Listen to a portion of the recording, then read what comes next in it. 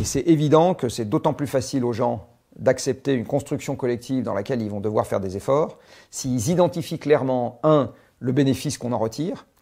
Et il faut rappeler que dans les bénéfices essentiels, il y a la paix et la stabilité, et on l'oublie parce qu'en ligne de pente, on va perdre tout ça.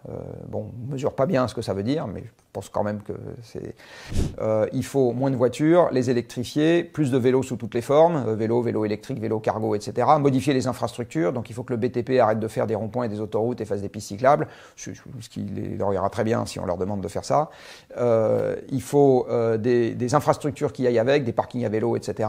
Il faut électrifier le fret. Parce que les défenseurs de l'écologie sont toujours, eux, des démocrates aussi. C'est-à-dire qu'on a une augmentation de la brutalité des rapports humains et parallèlement, on a un discours qui consiste à dire face à un enjeu qui est un enjeu vital, il y a certaines libertés qu'on peut se permettre de suspendre. On est perdant des deux côtés, non? Alors, tu as sûrement déjà entendu qu'il faudrait changer le monde, mais quand on te parle d'écologie, c'est souvent avec des mots compliqués, des débats stériles, ou même des menaces à peine voilées. Aujourd'hui, on va prendre le problème autrement. Et si, au lieu de paniquer, on essayait de comprendre ce qui se passe vraiment, et surtout ce qu'on peut faire ensemble, sans tomber dans les extrêmes. Moins de voitures, plus de vélos, oui, mais qu'est-ce que ça change concrètement pour toi, enfin, pour nous? Regarde la vidéo jusqu'au bout et on se retrouve à la fin pour tirer ensemble des conclusions claires, et si tu veux continuer à décoder l'actualité sans parti pris, abonne-toi pour suivre toutes les prochaines vidéos de la chaîne. Parce que les défenseurs de l'écologie sont toujours, eux, des démocrates aussi. C'est-à-dire qu'on a une augmentation de la brutalité des rapports humains et parallèlement, on a un discours qui consiste à dire face à un enjeu qui est un enjeu vital, il y a certaines libertés qu'on peut se permettre de suspendre. On est perdant des deux côtés, non ? Alors, ça dépend qui vous appelez les défenseurs de l'écologie. Si on pense à l'écologie politique historique, je vais prononcer un mot qui ne va pas leur faire plaisir, mais je les trouve terriblement naïfs. Je les trouve naïfs et parcellaires. Naïfs parce qu'ils s'imaginent... il suffit de regarder l'histoire pour se dire que la décrue des ressources, ça ne va pas juste être un truc simple à gérer, il n'y a qu'à faucon, et qu'est-ce qu'on attend pour ? Ça pose 1 milliard de problèmes sociaux, d'organisation, d'aménagement du territoire, etc. Prenons l'aménagement du territoire. On a mis 2 siècles à faire un pays urbanisé, dépendant des camions pour se nourrir, dépendant de l'agriculture intensive pour se nourrir, etc. Est-ce qu'on va changer ça en une semaine? Pas une seconde. Comment est-ce qu'on fait pour réaménager le territoire avec beaucoup plus de monde à la campagne et beaucoup moins de monde en ville? C'est une modification profonde des emplois, c'est pas juste il y a qu'à faucon. Est-ce que tous les gens qui sont en ville, dans un bureau ou le cul dans un canapé comme nous, sont prêts à retourner biner la terre? Je ne sais pas.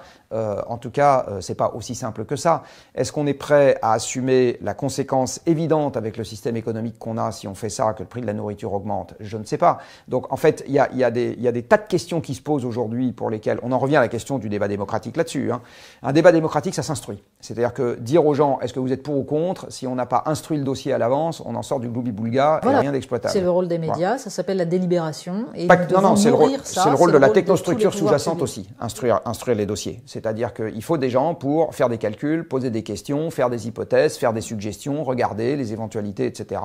C'est l'affaire, je le redis, des corps intermédiaires, c'est l'affaire des acteurs économiques, c'est l'affaire de la fonction publique, c'est l'affaire des élus, c'est l'affaire de tout le monde, quelque part, d'instruire les dossiers. Et les médias, ils sont là pour relayer les éléments d'instruction. Ils vont pas les créer parce que c'est pas des think tanks, c'est pas des labos, c'est pas des... Bon. Déjà, quand ils le relèvent bien, c'est bien. Bon. Et cette affaire-là, elle est pas triviale du tout. Bon.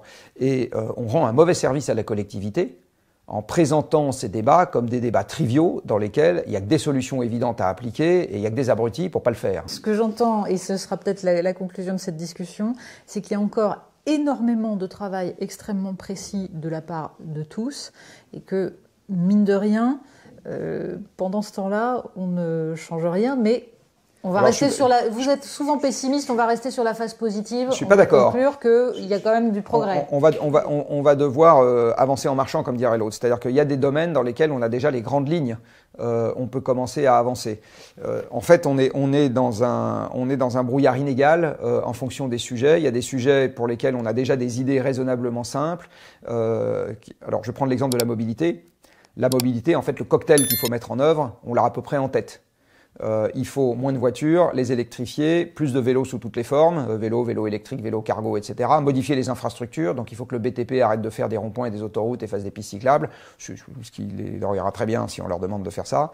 Il faut des infrastructures qui aillent avec, des parkings à vélo, etc. Il faut électrifier le fret. Dans le domaine de la mobilité, par exemple, les solutions techniques, l'architecture d'ensemble, etc., la façon dont il faut s'y prendre à urbanisme constant, et puis après, de toute façon, ça peut suivre la modification de l'urbanisme, c'est beaucoup plus clair, par exemple, que comment est-ce qu'on modifie le dialogue social dans un monde dans lequel on a un conflit croissant entre consommation et environnement, par exemple. Donc, je ne dis pas qu'on ne peut rien faire. Ce que je dis, c'est qu'il faut à la fois commencer à avancer là où on commence à avoir des idées claires, et puis dans le même temps, investir considérablement plus de moyens intellectuels dans la façon de construire quelque chose d'un peu cohérent.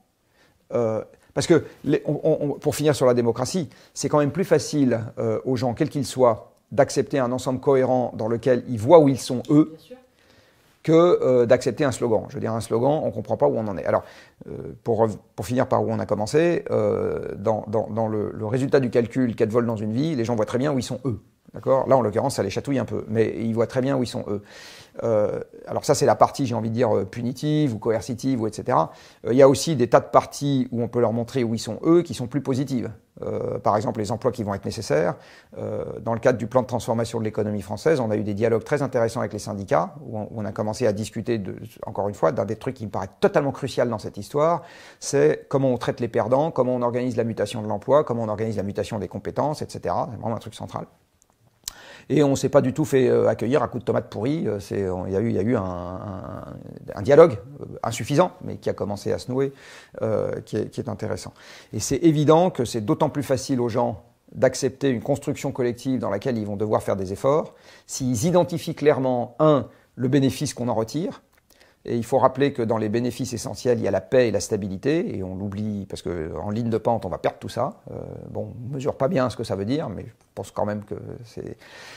Et la deuxième chose qu'on peut y gagner, c'est des projets collectifs, une forme de fierté à avoir fait des choses, un emploi dont on voit une forme de pérennité, une utilité sociale. Les gens sont sensibles au fait d'avoir une utilité sociale, c'est évident, sinon il n'y aurait pas d'infirmières.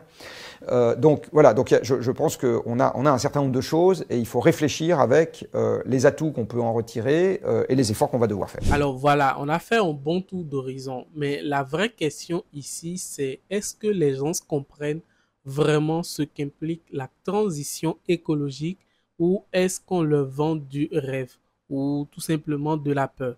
Est-ce que les médias, les élus, les experts font bien leur job pour expliquer les enjeux, ou est-ce qu'ils brouillent tout simplement le message?